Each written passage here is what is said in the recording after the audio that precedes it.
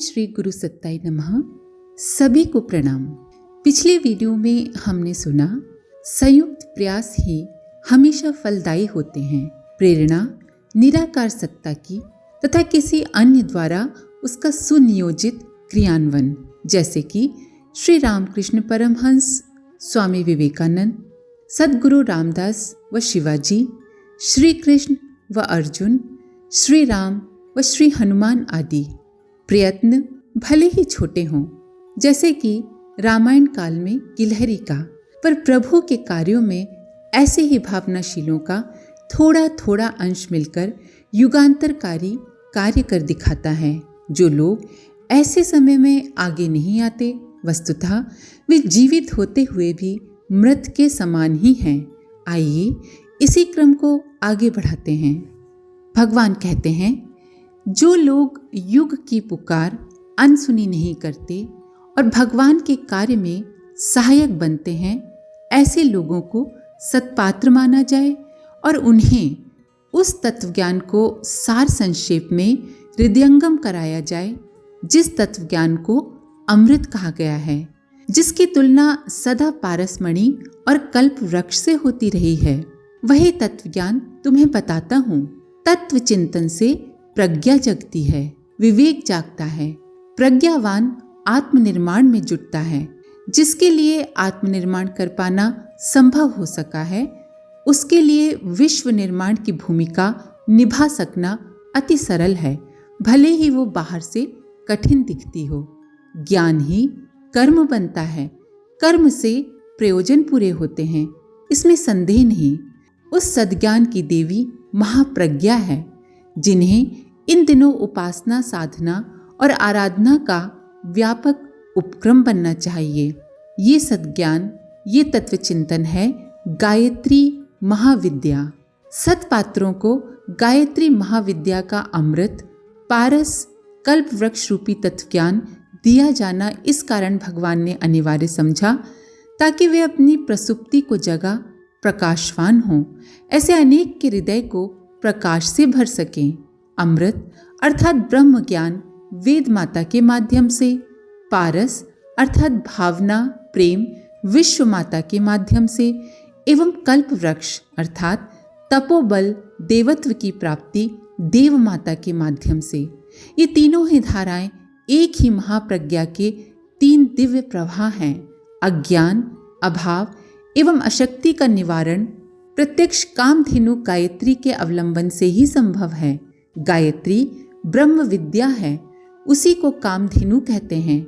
स्वर्ग के देवता इसी का पेयपान करके सोमपान का आनंद लेते और सदा निरोग, परिपुष्ट एवं युवा बने रहते हैं। गायत्री को कल्प वृक्ष कहा गया है। इसका आश्रय लेने वाला अभावग्रस्त नहीं रहता। गायत्री ही पारस है, जिसका आश्रय सानिध्य लेने वाला लोहे जैसी कठोरता, कालिमा खोकर स्वर्ण जैसी आभा और गरिमा उपलब्ध करता है। गायत्री ही अमृत है, इसे अंतराल में उतारने वाला अजर अमर बनता है। स्वर्ग और मुक्ति को जीवन का परम लक्ष्य माना गया है। ये दोनों ही गायत्री द्वारा साधक को अजस्र अनुदान के रूप में अनायास ही मिल जाते हैं। मान्यता है कि गायत्री माता का सच्चे मन से आंचल पकड़ने वाला कभी भी निराश नहीं रहता। संकट की घड़ी में माँ गायत्री तरण तारिणी बनती हैं। उत्थान के प्रयोजनों में उनका समुचित वरदान मिलता है। अज्ञान के अंधकार में भटकाव दूर करके और सन्मार्ग का सही रास्ता प्राप्त करके चरम प्रगति के लक्ष्य तक जा पहुंचना गायत्री माँ का आश्रय लेने पर सहज संभव होता है। प्रज्ञा जीवन को अनुप्राणित करती है, जीवन में प्राण भरती है। इसे ऋतंभरा अर्थात श्रेष्ठ में ही रमण करने वाली कहते हैं। महाप्रज्ञा इस ब्रह्मांड में हर जगह व्याप्त हैं। उन्हें दूरदर्शिता, विवेकशीलता, न्याय निष्ठा, सद्भावना, उदारता के रूप में प्राणियों पर अनुकंपा बरसाते और पदार्थों को गतिशील, सुव्यवस्थित एवं सौंदर्य युक्त बनाते देखा जा सकता है। परब्रह्म की वह धारा जो मात्र मनुष्य के काम आती है एवं उसे आगे बढ़ाने ऊंचा उठाने की भूमिका निभाती है महाप्रज्ञा है, माँ गायत्री हैं। अगणित ईश्वरीय विशेषताओं एवं क्षमताओं से प्राणी जगत एवं पदार्थ जगत उपकृत होते हैं, किंतु मनुष्य को जिस आधार पर ऊर्ध्वगामी बनने, परम लक्ष्य तक पहुंचने का अवसर मिलता है, उसे महाप्रज्ञा ही समझा जाना चाहिए। इसका जितना अंश जिसे जिस प्रकार भी उपलब्ध हो जाता है, वो उतने ही अंश में पवित्र होता है, उसका जीवन उतना ही ऊर्ध्वगामी होता है। मनुष्य में देवत्व का, दिव्य क्षमताओं का उदय उद्भव मात्र एक ही बात पर निर्भर है कि महाप्रज्ञा की अवधारणा, विचार उसके लिए कितनी मात्रा में संभव हो सकी। महाप्रज्ञा का ब्रह्म विद्या पक्ष अंतःकरण को उच्च स्तरीय आस्थाओं से आनंद विभोर करने के काम आता है। दूसरा पक्ष है साधना। इसके अंतर्गत आस्था को उछाला और परिपुष्ट किया जाता है। मात्र ज्ञान ही पर्याप्त नहीं होता, कर्म के आधार पर इस ज्ञान को संस्कार, स्वभाव, अभ्यास के स्तर तक पहुंचाना होता है। अर्थात सिर्फ शास्त्रों को पढ़ने से, सिर्फ ज्ञान जानने से कुछ नहीं होगा। जो जाना गया है, जो पढ़ा गया है, उसे जीवन में उतारना होगा और ये साधना से संभव है। इसीलिए अग्रदूतों, तत्वज्ञानियों, जीवन मुक्तों एवं जागृत आत्माओं को भी साधना का अभ्यास नियमित रूप से चलाना होता है। प्रव्रज्या कर रहे जगत गुरु शंकराचार्य से राजा मानधाता ने पूछा, भगवान सर्वोपरि देव कौन हैं जिनकी उपासना से लोक और परलोक दोनों सध जाते हैं? शंकराचार्य जी ने कहा, वो गायत्री है। गायत्री की महिमा का वर्णन करना मनुष्य की सामर्थ्य से बाहर है। सद्बुद्धि का होना इतना बड़ा कार्य है कि जिसकी समता संसार में और किसी से नहीं हो सकती। आत्मज्ञान प्राप्त करने की दिव्य दृष्टि जिस बुद्धि से प्राप्त होती है, उसकी प्रेरणा गायत्री से ही होती है।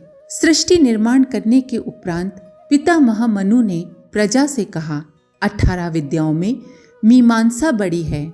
मीमांसा अर्थात मनन, चिंतन। मीमांसा से भी अधिक गुरु तर्क शास्त्र, उससे भी अधिक धर्मशास्त्र होते हैं। श्रुति उससे भी श्रेष्ठ है, पर इन सबसे अधिक श्रेष्ठ गायत्री है, उससे अधिक और कोई नहीं। गायत्री उपासना को दुर्लभ ही मानना चाहिए। यह वेद का सार, यह सर्वोपरि वेद महाप्रज्ञा है। श्री रामकृष्ण परमहंस ने शिष्यों को संबोधित करके कहा, गायत्री उपासना का जितना विकास विस्तार होगा, ये देश उतना ही शक्तिशाली, समर्थ और सिद्ध होता जाएगा। छोटे से गायत्री मंत्र में सारे विश्व की सामर्थ्य विद्यमान है।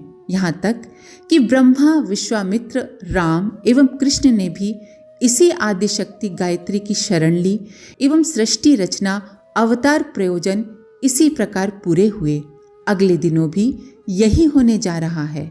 इस युग में भगवान की सत्ता प्रज्ञा अवतार के रूप में प्रकट हो रही है। उसकी 24 कलाएं हैं।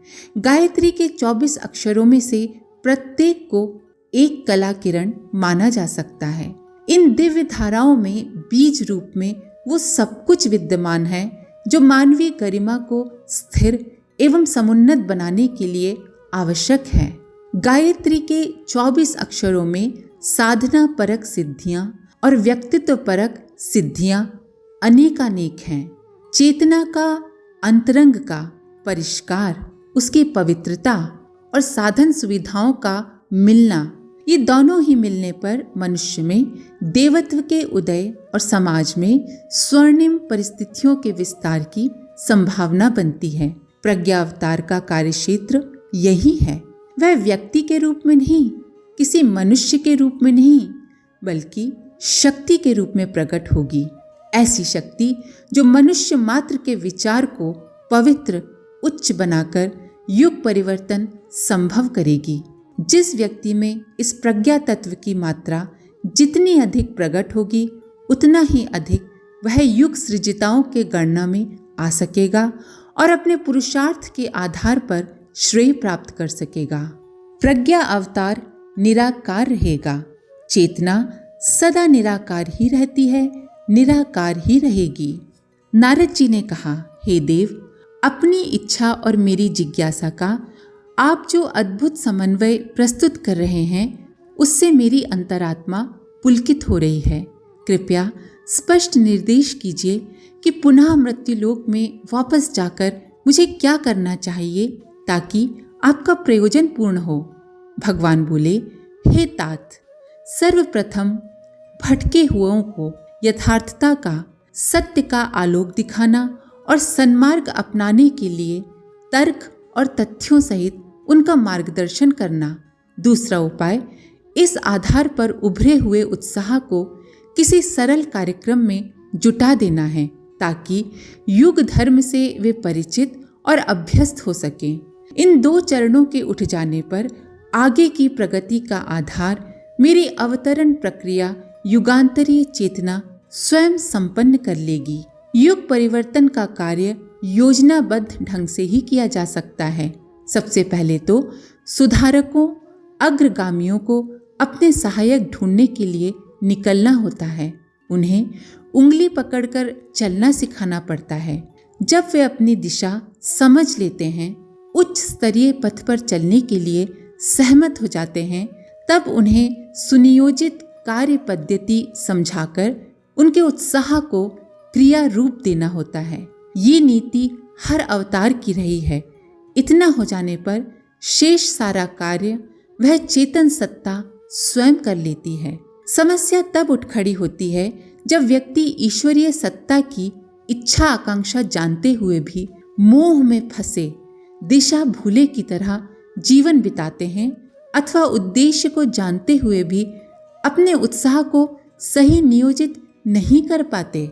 अर्जुन के हाथ से युद्ध के बीच में गांडीव छूटते, मुख सूखते देख श्री कृष्ण झुंझला पड़े थे।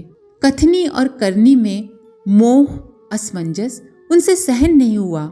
वे बोल उठे, इस विषम वेला में ये अविवेक तेरे मन मस्तिष्क पर किस प्रकार चढ़ बैठा अर्जुन। दिग्भ्रांत अर्जुन की आंखें खुली और उभरे उत्साह ने गांडीवधारी अर्जुन को महाभारत विजय का श्रेय दिलाया।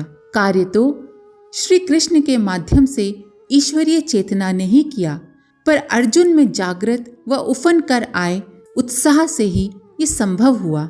ईश्वर सबको चेताते हैं, प्रेरणा देते हैं, पर कुछ सुन लेते हैं और कुछ सुन के भी नहीं सुन पाते, अनसुनी कर देते हैं। मार्गदर्शन के सत्य का प्रकाश दिखाने के और भी कई तरीके हो सकते हैं। सुधार का रचनात्मक ढंग प्रभावशाली और चिरस्थायी होता है। एक हट्टे कट्टे युवक भिखारी से एक दिन मनीषी प्रवर ईश्वर चंद्र विद्यासागर ने कहा, बेटे, यदि तुम कोई काम कर लो तो न केवल भीख मांगने की घृणास्पद स्थिति से बच सकते हो, वरन अपने भावी जीवन को भी सम्मानीय बना सकते हो।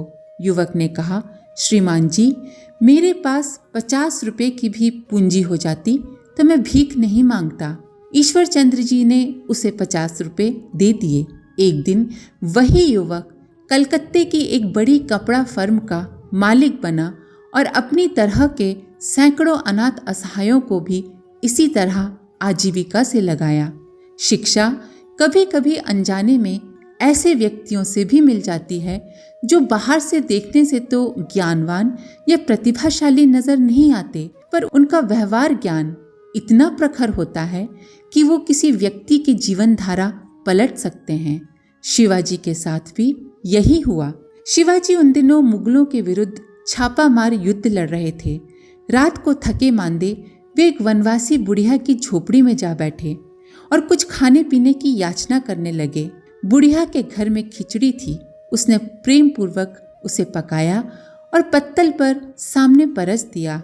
शिवाजी बहुत भूखे थे, सो सपाटे से खिचड़ी खाने की आतुरता में उंगलियां जला बैठे। मुंह से फूंक कर जलन शांत करनी पड़ी। बुढ़िया ने आंखें फाड़कर देखा और बोली, सिपाही, तेरी शक्ल शिवाजी जैसी लगती है और साथ ही ये भी लगता है कि तू उसी की तरह मूर्ख भी है। शिवाजी स्तब्ध रह गए। उन्होंने बुढ़िया से पूछा, भला शिवाजी की मूर्खता तो बताओ और साथ में मेरी भी। बुढ़िया ने कहा, तूने किनारे किनारे से थोड़ी थोड़ी ठंडी खिचड़ी खाने की अपेक्षा बीच में हाथ मारा और उंगलियां जला ली। यही बेअक्ली शिवाजी करता है। वो दूर किनारों पे बसे छोटे छोटे किलों को आसानी से जीतते हुए शक्ति बढ़ाने की अपेक्षा बड़े बड़े किलों पर धावा बोलता है और मार खाता है।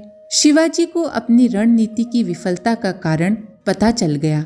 उन्होंने बुढ़िया की सीख मानी और पहले छोटे लक्ष्य बनाए और उन्हें पूरी करने की रीति नीति अपनाई। छोटी सफलताएं पाने से उनकी शक्ति बढ़ी और अंततः बड़ी विजय पाने में वे समर्थ हुए। शुभारंभ हमेशा छोटे छोटे कदमों से होता है, पर यथार्थता की प्रकाश किरणें इतने ही मात्र से एक व्यक्ति की जीवन धारा बदल सकती हैं। आज के लिए इतना ही। अपने विचार कमेंट बॉक्स में जरूर लिखें। आप सभी का धन्यवाद। ओम शांति। हमारे YouTube चैनल को सब्सक्राइब करें और बेल आइकन को दबाकर ऑल पर क्लिक करें ताकि आने वाले सभी वीडियोस की नोटिफिकेशन आपको मिलती रहे।